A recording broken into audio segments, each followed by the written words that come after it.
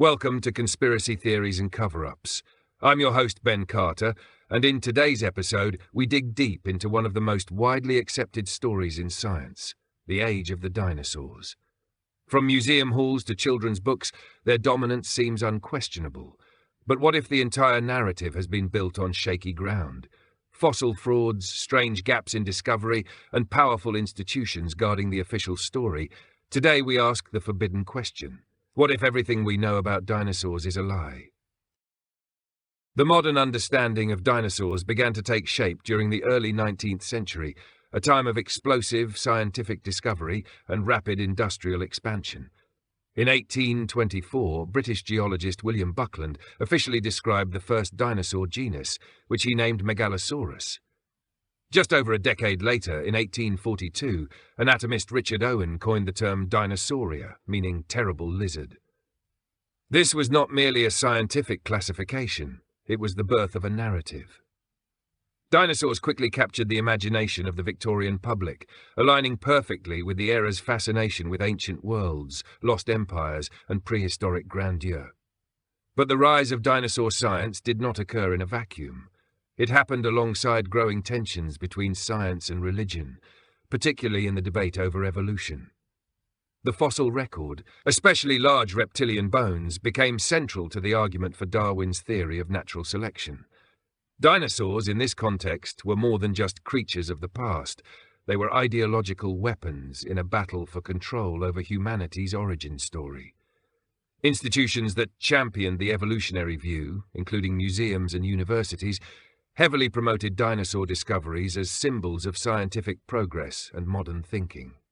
At the same time, the late 1800s witnessed one of the most notorious scientific rivalries in history, the Bone Wars. Two paleontologists, Edward Drinker Cope and Othniel Charles Marsh, were locked in a ruthless battle to outdiscover one another. Their feud was marked by bribery, sabotage, and even the destruction of fossils.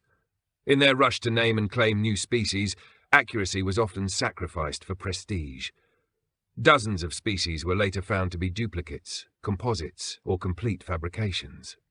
Yet many of these errors became entrenched in textbooks and museum displays for decades. Meanwhile, the public was being introduced to dinosaurs not through scientific journals, but through sensationalized museum exhibits. Wealthy industrialists like Andrew Carnegie funded entire fossil expeditions and built dinosaur halls in major institutions such as the Carnegie Museum in Pittsburgh. These displays were not always designed for accuracy. They were crafted for spectacle, to dazzle crowds and reinforce a worldview of linear scientific progress. The bones were often incomplete, reconstructed with plaster, metal rods, and imagination. By the early 20th century, dinosaurs had been fully absorbed into Western cultural mythology. They were featured in silent films, comic strips, and classroom posters.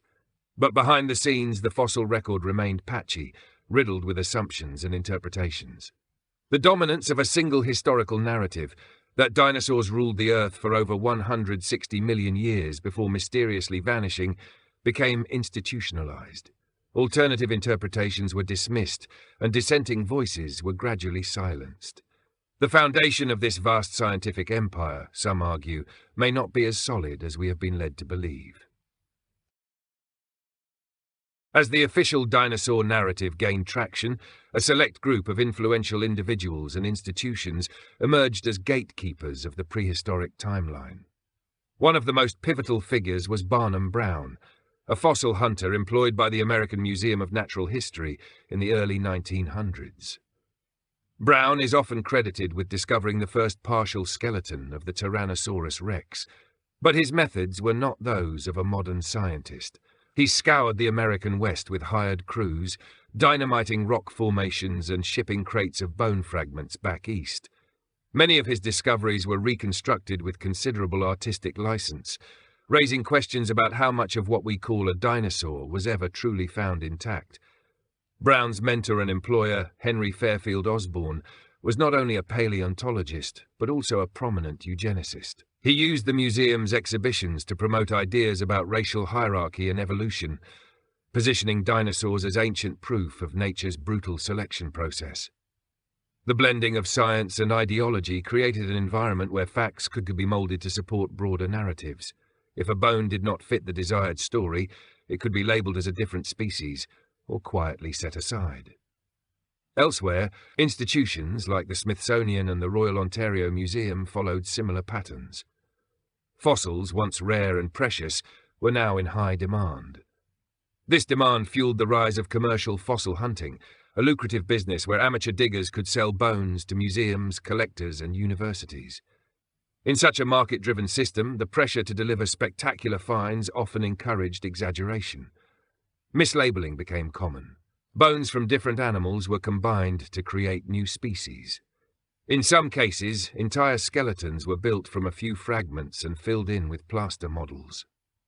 Perhaps the most striking example is the story of the Brontosaurus. In the late 1800s, Othniel Marsh announced its discovery, but it was later revealed that the Brontosaurus skeleton had been constructed using the body of an Apatosaurus and the skull of a Camarasaurus. For decades, the Brontosaurus was celebrated in books and films, despite being a scientific mistake. Even after the error was exposed, museums continued to display Brontosaurus skeletons because of the name's popularity. This blurred the line between science and showmanship. The control over which fossils are displayed, which species are taught, and which discoveries are suppressed rests with a small number of institutions and publishing outlets. Peer-reviewed journals, museum boards, and academic panels act as filters, deciding which findings are legitimate and which are too speculative. Critics argue that this system creates an echo chamber, one that rewards conformity and punishes alternative interpretations. When power, profit, and prestige are so deeply entangled, the question arises, are we being shown prehistoric truth or a carefully curated illusion? One of the most compelling claims made by those who question the mainstream dinosaur narrative centers around the actual fossil record itself. For all their supposed dominance across Earth's prehistoric eras, the physical evidence for dinosaurs remains curiously sparse and fragmented. Full skeletons are almost never found. What museums display are, in most cases, reconstructions built from a handful of bone fragments, combined with significant amounts of plaster, metal supports, and educated guesses. Even the most iconic specimens, such as the towering Tyrannosaurus rex or the massive Diplodocus, are primarily based on partial remains. Critics often highlight how little actual dinosaur bone material is typically recovered. In many cases, only a few vertebrae, a jaw fragment, or a leg bone are uncovered, yet entire species are named, illustrated, and modelled from these partial finds. The imagination required to flesh out such discoveries introduces considerable room for error, bias, or fabrication. What's more, many original fossils are not stored where the public can verify them. They are kept behind closed doors in archives, while the public only sees the reconstructions, and even those are usually replicas made of plastic or resin. Then there are the fossil forgeries, which are more common than many realize. In China, a fossil-rich country with strict export laws, numerous dinosaur fossils sold to Western museums and universities have later been found to be composites or outright fakes. In 2000, National Geographic promoted the so-called Archaeoraptor as a missing link between birds and dinosaurs. It was later exposed as a forgery composed of unrelated species glued together by fossil smugglers hoping to cash in on the dinosaur craze. If such errors can slip through the cracks of mainstream science and media, how many more remain undiscovered? Another often ignored issue lies in the strange global distribution of dinosaur fossils. Vast parts of the world have produced few or no dinosaur remains, despite having similar geological formations.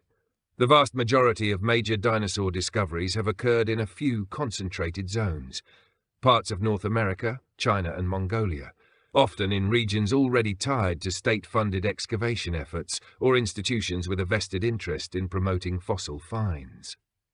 The geographic clustering raises questions about whether we are seeing a true reflection of ancient ecosystems or the outcome of targeted, sometimes economically motivated digging. Supporters of the mainstream narrative argue that the fossil record is incomplete by nature and that fragmentary evidence is to be expected.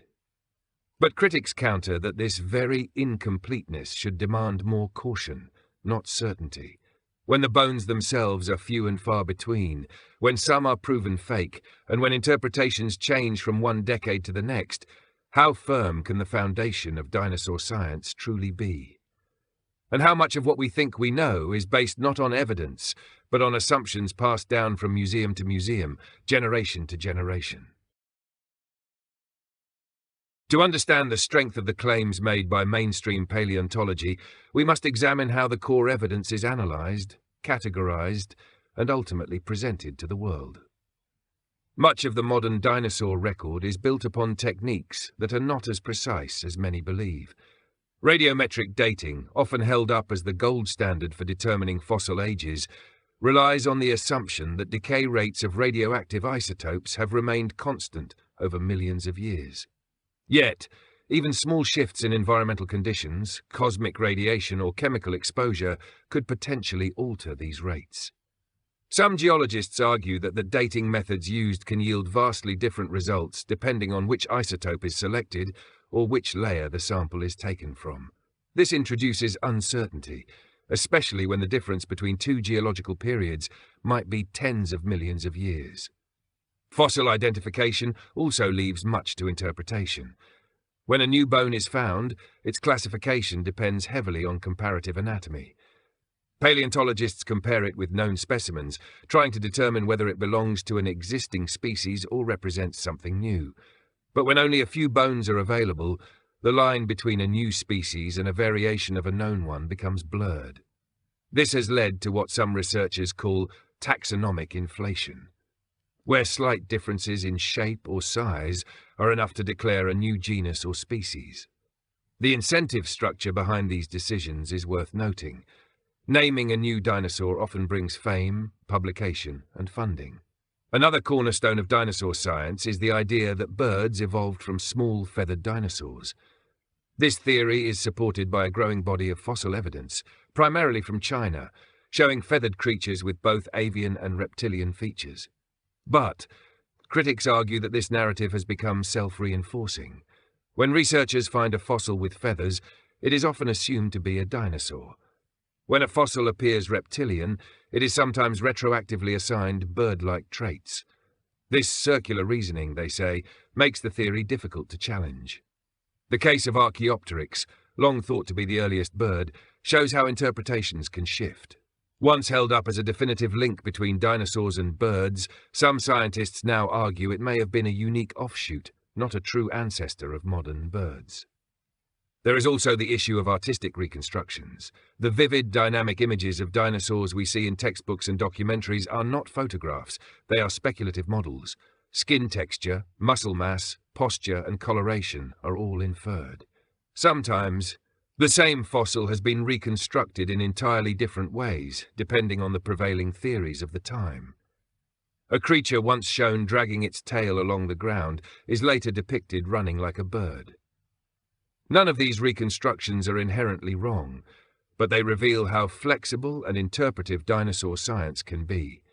The line between evidence and imagination is thinner than it appears. Those who defend the conventional dinosaur narrative often argue that science is inherently self-correcting. They claim that over time, errors are weeded out, frauds are exposed, and what remains is a clearer understanding of prehistoric life. However, skeptics of dinosaur science point to a pattern, not of open inquiry, but of selective skepticism. Alternative viewpoints, especially those that challenge the foundational assumptions of paleontology, are frequently dismissed as pseudoscience without meaningful engagement. When reputable researchers raise doubts about fossil classification, dating methods, or evolutionary links, their work is often ignored or relegated to obscure journals. There is also the matter of institutional inertia. Once a theory becomes embedded in textbooks, museums, and public consciousness, it becomes extremely difficult to challenge without professional risk. Careers, research funding, and public credibility all hinge on adherence to accepted frameworks. This dynamic creates a chilling effect, discouraging young scientists from pursuing controversial lines of inquiry.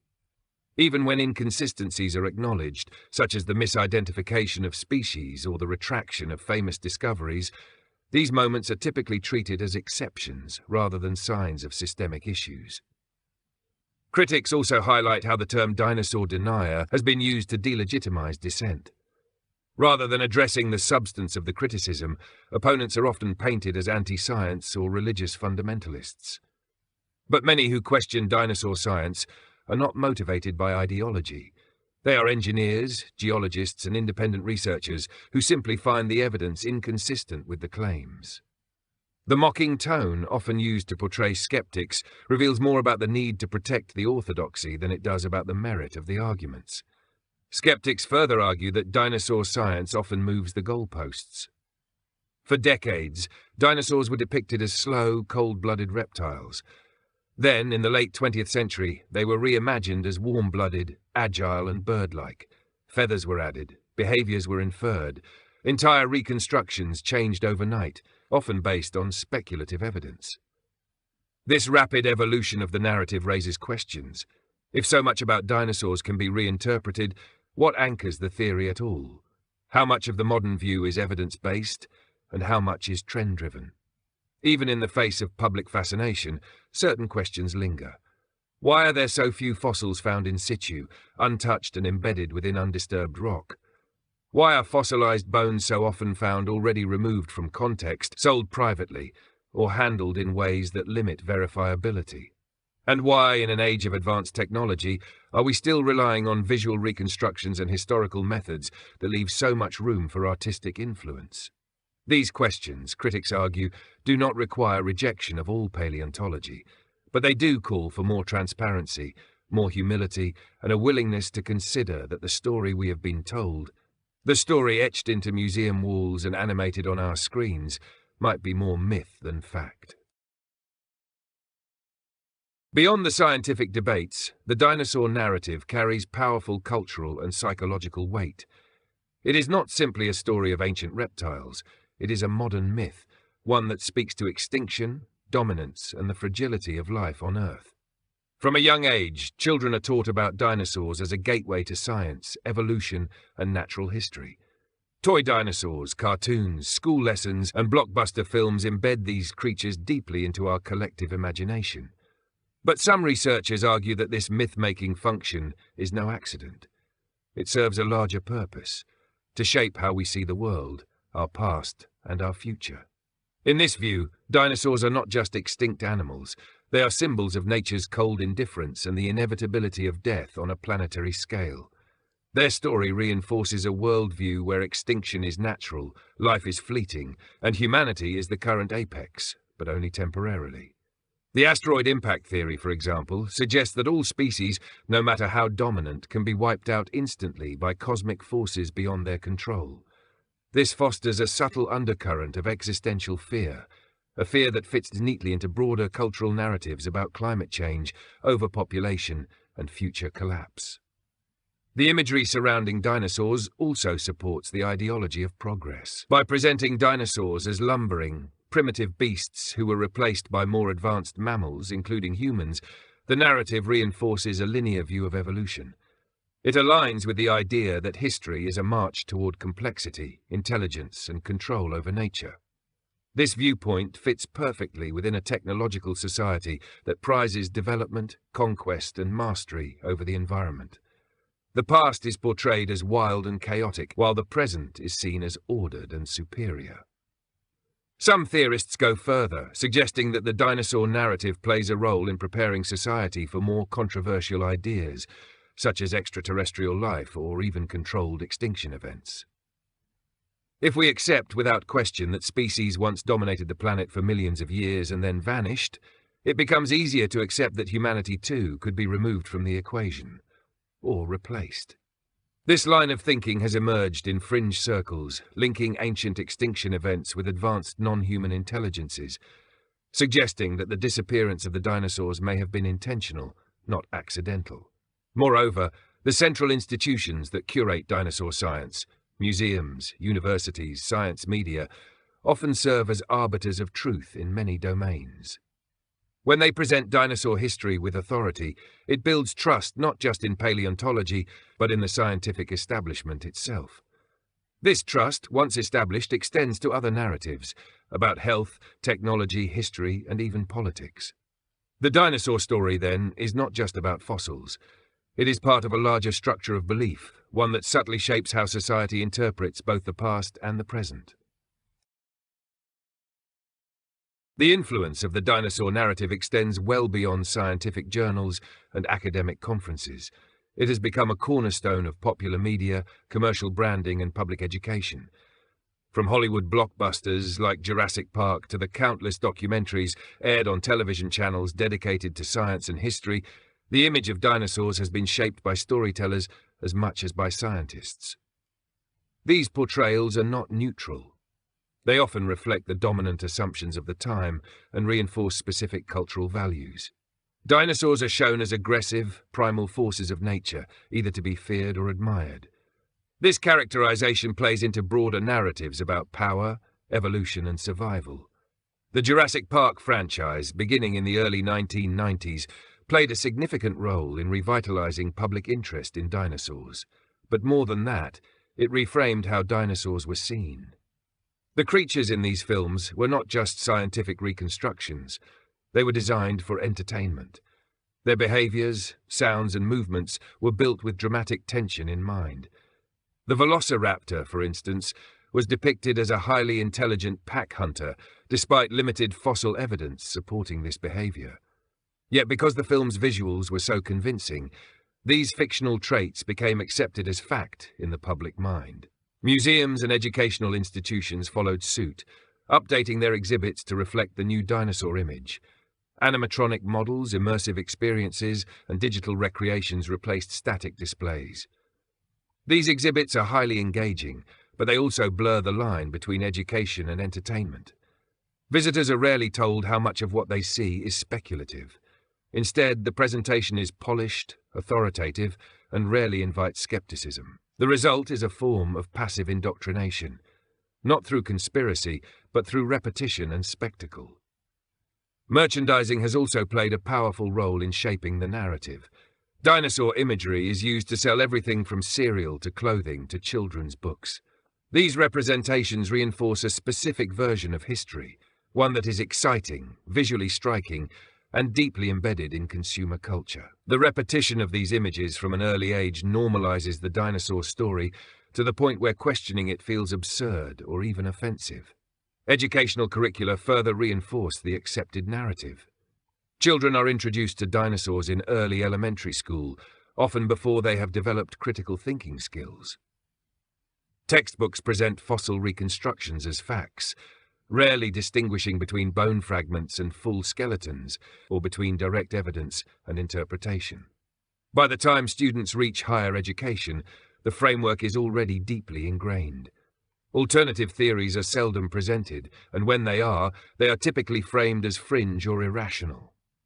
All of this contributes to the creation of a social script, a shared story that people assume is based on undeniable evidence.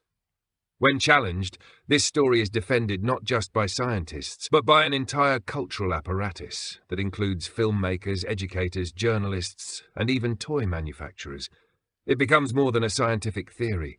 It becomes a cultural identity, protected by media narratives and reinforced through every available channel.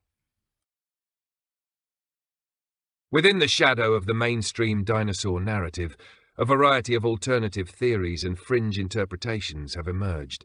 Theories that challenge not just the details, but the entire premise of prehistoric life as we understand it. These ideas are rarely given serious attention in academic circles, but they persist nonetheless, fueled by deep suspicion of institutional authority and growing interest in forbidden knowledge. While they vary widely in scope and credibility, these perspectives offer a window into how deeply the dinosaur narrative intersects with questions of power, belief, and truth. One of the most provocative claims is that dinosaurs never existed at all, at least not in the way we have been told. Proponents of this theory suggest that the entire concept of dinosaurs was invented in the 19th century, during a time when new evolutionary frameworks required dramatic examples to illustrate vast timescales. They point to the suspicious timing of the first dinosaur discoveries, which conveniently coincided with the rise of Darwinian theory and the secularization of science. According to this view, bones labelled as dinosaurs may have belonged to other known animals, large reptiles, or even artificially constructed hoaxes intended to captivate the public and justify funding for major institutions. Some theorists take it a step further, arguing that the dinosaur narrative serves as a cover for the existence of real, unknown creatures that still walk the earth. These ideas overlap with cryptozoology, the study of hidden animals, and include claims that some extinct species may still survive in remote regions, shielded from discovery by governments or private organizations. Reports of dragon-like reptiles, enormous birds, or aquatic beasts in places like the Congo Basin, Papua New Guinea, and the Amazon jungle are interpreted as possible remnants of prehistoric life.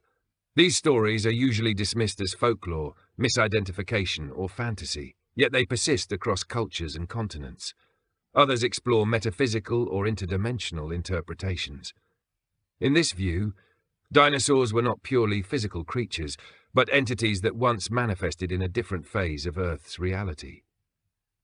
Ancient mythologies filled with dragons, serpents, and titanic beasts are seen as distorted memories of real encounters with non-human intelligences, encounters that left deep imprints on human consciousness. According to this interpretation, the fossil record may contain more than physical remnants. It may contain traces of a former world that operated under different natural laws. Then there are theories that link dinosaurs to ancient advanced civilizations. Some researchers propose that the fossil record was manipulated in antiquity, either by human civilizations with lost technologies or by extraterrestrial forces. These theories suggest that fossils may have been planted, relocated, or reassembled as part of a larger agenda, either to encode symbolic messages or to shape human understanding of the past. In this light, the dinosaur becomes less of a biological entity and more of a cultural artifact, strategically placed to influence human perception. While many of these ideas are speculative, they serve a deeper function. They question who gets to write history and why. The refusal to accept the official story is not always about rejecting science. It is often about recognizing that science, like any institution, is subject to influence, funding, and narrative control. Whether or not one believes in these fringe interpretations, their existence reveals a growing hunger for answers beyond what the institutions are willing to provide. The story of the dinosaurs, as it has been told, is more than a tale of ancient creatures. It is a reflection of how modern society constructs its truths. From the fossil fields of the American West to the polished glass cases of natural history museums, every layer of the narrative has passed through human hands, filtered by institutions, interpreted through cultural values, and reinforced by generations of repetition. It is not the bones alone that have shaped our understanding, but the stories we have built around them. Whether one believes that dinosaurs once roamed the Earth for over 160 million years, or suspects that their legacy has been exaggerated or misrepresented, the questions raised by alternative perspectives are not without merit. They ask us to examine the machinery of belief, how knowledge is established, who decides what is true, and what incentives drive those decisions. In a world where scientific consensus is often treated as unassailable fact, even gentle questioning can be met with resistance. Yet it is in that space of questioning where the most important insights often arise. The purpose of revisiting the dinosaur narrative is not to dismiss science, but to illuminate its human dimension. Fossils are real, bones are found, but what those bones represent, how they are interpreted, assembled, and presented, is ultimately a human endeavor. And like all human endeavors, it is shaped by ambition, imagination, and sometimes error. When museums display skeletons made mostly of plaster, when documentaries animate behaviors that cannot be proven, and when scientific disagreements are masked by public certainty, we must ask, where does evidence end and storytelling begin? In confronting the possibility that much of what we believe about dinosaurs may be incomplete, exaggerated, or even manipulated, we are not rejecting discovery, we are reclaiming curiosity. There is a vast gulf between skepticism and denial, To question is not to destroy. It is to seek, to explore, and to remain open to the possibility that history, even prehistoric history, may be far stranger and far less settled than we have been led to believe. Thanks for listening. This has been another episode of Conspiracy Theories and Cover-Ups. If you enjoyed today's episode, be sure to follow us wherever you listen to podcasts. And if you'd like to support the show, subscribe to Conspiracy Theories Podcast on Spotify. Subscribe now.